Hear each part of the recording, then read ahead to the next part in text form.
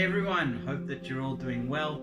Today I want to just share a short message with you, and it's quite funny how it popped up and came about. The particular message goes around a thought that I'd heard once before from a pastor talking about the exchange from Alice in Wonderland between Alice and the cat. And I still thought it was like, that's quite weird how he used that in terms of counseling someone. And he still mentioned the fact that God can use just about anything to speak to us. And I thought, wow, so obviously that exchange has always just stuck with me. And so when thinking of the message to share today last night, I just had a thought of this exchange of Alice in Wonderland and the cat. And I was like, that's a very weird thought. Okay, so I start thinking, obviously there is some scripture that can be shared and attached to that. And while I'm thinking this out, literally maybe 2 or 3 minutes later, Natasha gets a message from one of the ladies in our life group, just sharing with her some stuff that she'd felt God placed on her heart straight off the life group. And Natasha's reading an exchange of some writing that she had forwarded on from somewhere else relevant to what they were discussing. Anyway, and while she's reading it, she gets down to a point where they start reading that interchange or exchange rather between Alice and the cat. And I thought, no ways, Lord. Okay, so I've got to share something around this.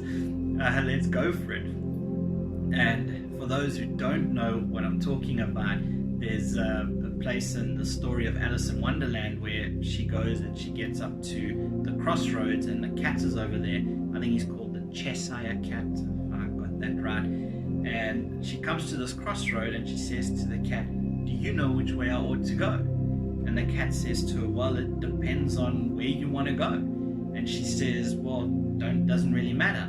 And then he says, well, then it doesn't matter which way you go then.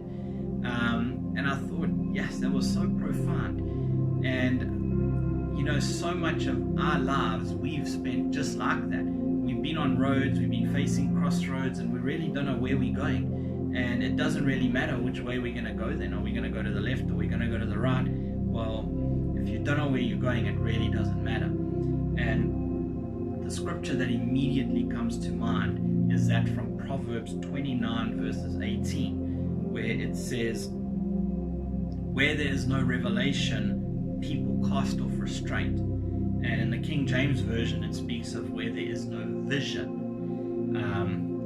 people will perish. And that word perish, as it's said over there, is not the word perish as in they're going to die, but rather, as the NIV says, a cast off restraint. And the picture there would be almost like a lady with a hairband in her hair tied up, and the wind is blowing and her hair would be in order. But if you take that band off, if you cast off that restraint, the hair will just be blowing all over the place and just all diamakar. So pretty much like us, if we lack a vision in our lives, we're pretty much like that hair just blowing in the wind, tossed to and fro aimlessly about. And as believers, friends, we don't want to live like that. We don't want to live our lives aimlessly being blown around. We want to live with vision. We want to live with purpose. And purpose is another word that has been going around lately. Many people are being spoken to in that area. We need vision and we need purpose. And this time is a great time to be spending seeking God for your vision and for your purpose. Because without that, as we said, you're just going to wander around aimlessly. And I want to encourage you that if you don't know what your vision is, why don't you tuck into your local body? At Grace Life, we have a mission or vision statement, if you want to call it that. It is encountering God, finding community, fulfilling purpose. And I just absolutely love that mission statement of our church. And if you're lacking in that department, latch onto that vision until such time God has spoken to you and given you your own vision. So as an encouragement today, I'm going to leave you with this one question. Where are you going? I trust you're blessed with this message and have an awesome day. Goodbye.